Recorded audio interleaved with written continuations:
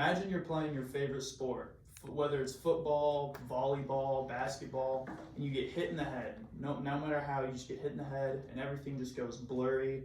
You're seeing stars. You fall over and try to stand up, but you can't walk straight.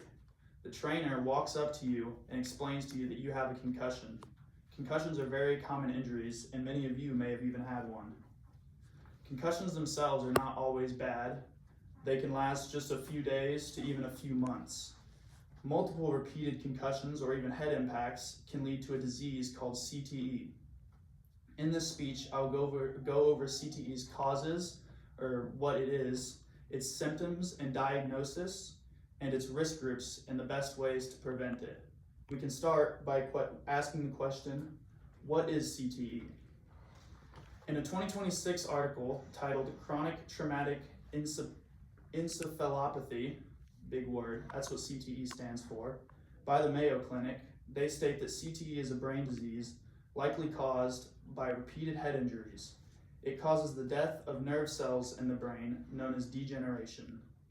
The reason these nerve cells die is due to the abnormal buildup of tau protein caused by the head impacts. The causes are repeated head impacts or traumatic brain injuries.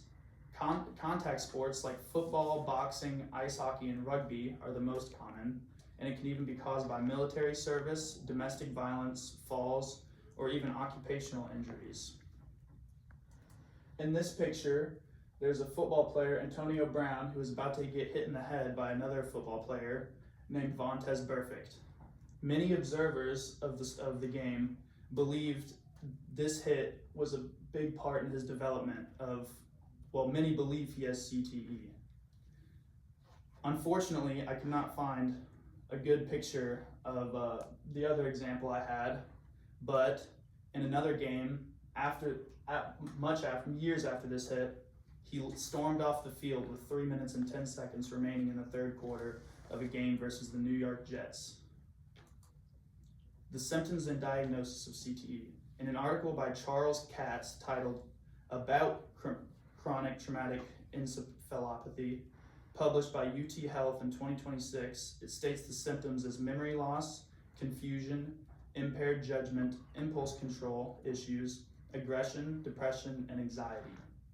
Many symptoms are noticeable by others because people with CTE will become angrier quicker or even say things they wouldn't normally say. Diagnosis. CTE cannot be directly diagnosed while alive. The only way to have a confirmed diagnosis is via autopsy after death. In this picture is a man named Aaron Hernandez. At 23 years old, he was arrested for murder and he committed suicide at 27. In his autopsy, it was discovered he had developed severe CTE He had developed stage 3 out of the 4 stages. In this picture, you can see a normal 27-year-old's brain compared to his, and you can see all the degeneration found.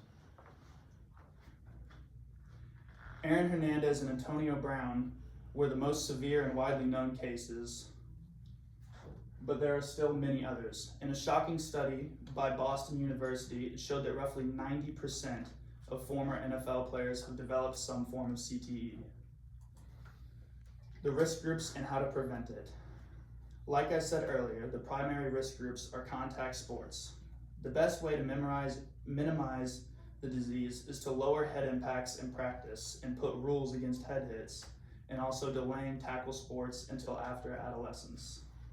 The best way to recover is to get a correct diagnosis from a head doctor or neurologist, and they will tell you what to do. The best care is typically rest, applying ice packs to reduce swelling, and using over-the-counter painkillers. In conclusion, CTE isn't a small issue. It's dangerous and has a lot of causes, and it involves a lot of people. Its symptoms are terrible and change lives of not just the person with CTE, but the people around that person. You need to make sure you take care of your body, especially when it comes to your brain. If you ever suffer a head injury, rest and take care of yourself. CTE may not have a cure, but through education and prevention, we can make a change.